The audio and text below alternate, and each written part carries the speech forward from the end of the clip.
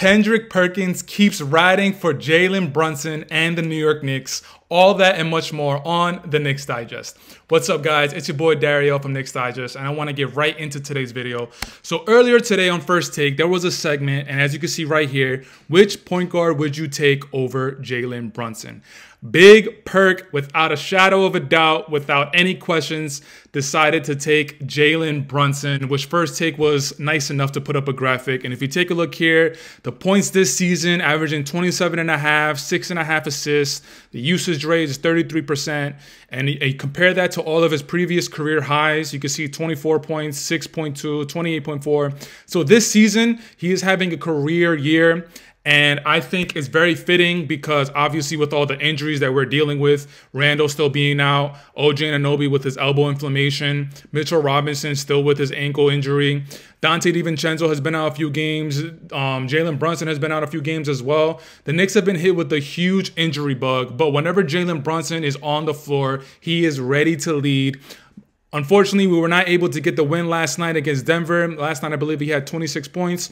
But the games prior to that, he was dropping 40-point burger balls. He had 40 points against Portland, against Sacramento, Golden State, and he was really making his claim as being one of the better point guards, not just in the Eastern Conference, but like I've been saying, in the entire league. So Kendrick Perkins, salute to you. You've been riding with Jalen Brunson in the New York Knicks since pretty much the beginning of the season, and I've made light of it through numerous videos that I put out. But Kendrick Perkins just being more and more the captain of the bus, a la Charles Barkley.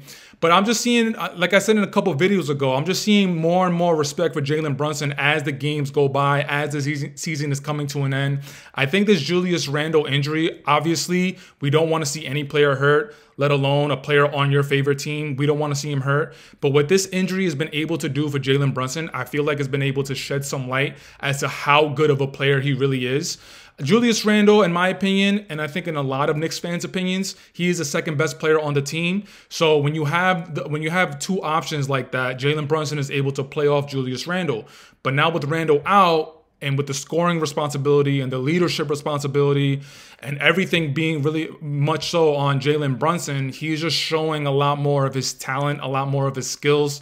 The one thing that that's really been popping out to me is just his footwork. His footwork is ridiculous. It's immaculate. It's masterful. It's Kobe Bryant-esque.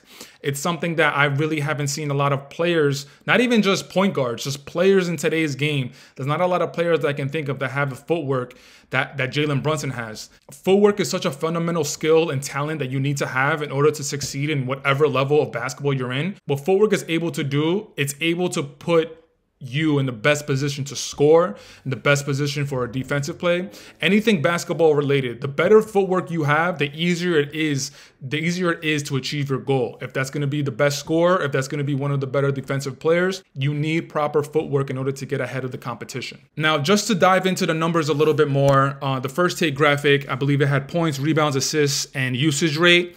But if you take a look here, the field goal percentage. The field goal percentage right now, he is averaging 47.8, which is 48%. 48% from the field is ridiculous. And the three-point, 39%. 39.9, which is 40%. 40% from the three-point land is ridiculous. Like I said in the previous video, if you're anywhere from 37 to 40, 41%, you are considered a really good three-point shooter. And when Jalen Brunson expanding his game to 39.9, basically 40%, he is one of the elite shooters in the league. The free throw percentage is another number that I'm looking at, 84.2, which is 84%.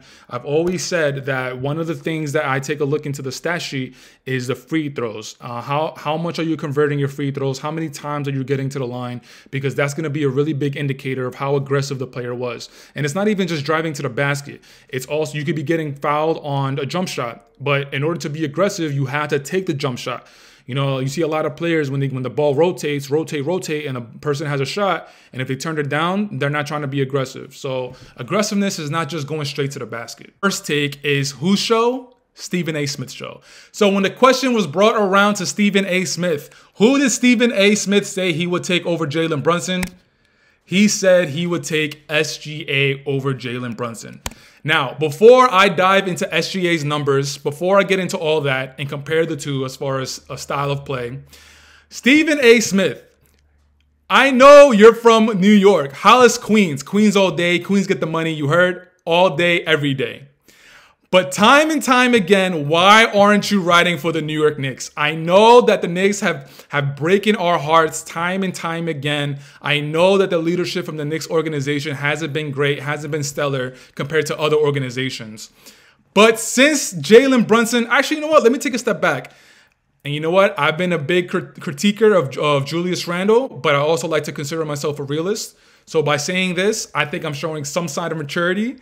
Since Julius Randle has come to the Knicks, we have shown signs of being a stellar organization. Leon Rose and World Wide West have been showing leadership skills where they're going to be able to make decisions to put the organization in the best situation possible. Bringing in the right players, Isaiah Hartenstein, Dante DiVincenzo, obviously the signing of Jalen Brunson, signing of Coach Tibbs. Since the signing of Coach Tibbs, I can honestly say that the Knicks organization, they've been having a consistent, positive turnout of decision making. But time and time again, as I'm watching First Take, as I'm watching Countdown, as I'm watching whatever show Stephen A. Smith is on, whenever there's an opportunity to choose the Knicks or choose a Knick player, I feel like Stephen A. Smith is not repping his town, which I don't know why. Stephen A. Smith, if you watch this, leave it in the comments. Let me know why. But now going into Stephen A. Smith's choice, SGA.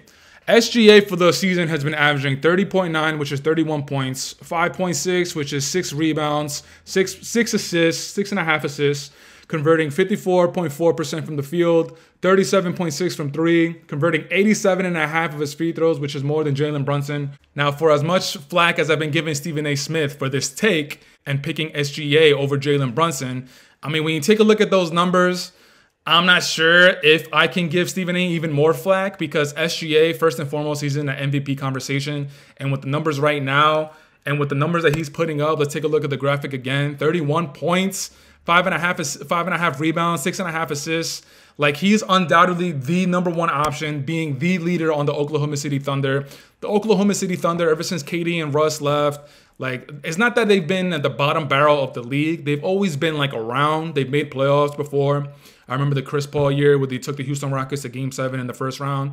SGA, this is the season where we're going to see how good SGA really is. Because like I just said, SGA has had some playoff experience, but he wasn't the guy. He wasn't the #1 option on that OKC team. CP3 was the #1 option. Now it's unquestionably, undoubtedly SGA's team. So now with the defense honing in on SGA, drawing up different defensive schemes, not being able to let SGA touch the ball, running double teams at him, blitzing SGA, he's going to see a whole lot of different looks in that playoffs. And I really want to see how SGA steps up to the plate. Jalen Brunson, unfortunately, hasn't really been part of the MVP conversation, but in Knicks fans' eyes, actually, you know what? Let me take that back. Last night in Denver's game, also in Golden State, also in Sacramento, also in Portland, when Jalen Brunson went to the free throw line, I heard MVP chants. So that's maybe just the New Yorkers being in that state, but I feel like Jalen Brunson should get a little bit more consideration in the MVP talk. But Stephen A. Smith choosing SGA over Jalen Brunson, I'm going to take a step back. I'm not going to give him a lot of flack. You also got to take into consideration the physical makeup of the two. SGA, I believe, is like 6'5". He might be a little taller than that. Jalen Brunson is 6'3" at best. SGA, his mid-range, he improved his three-point. He could take guards into the block. He has a handle. He could take it off the dribble. He can create plays for himself and others. Like SGA right now, he is really rounding out into form as far as being a complete player. But I want to know what you guys think. I want to know what you guys think of the SGA and Jalen Brunson talk. I want to know what you guys think about Kendrick Perkins riding for the New York Knicks and Jalen Brunson. And also Stephen A. Smith not riding for his hometown team. Let me know in the comments. Let me know why you think he is not riding for the Knicks. But until next time, guys, you guys know the drill. You guys know the vibes. Taj Gibson for president, even though he's on the Detroit Pistons. Jalen Brunson for all the MVPs. And we out, baby. Peace.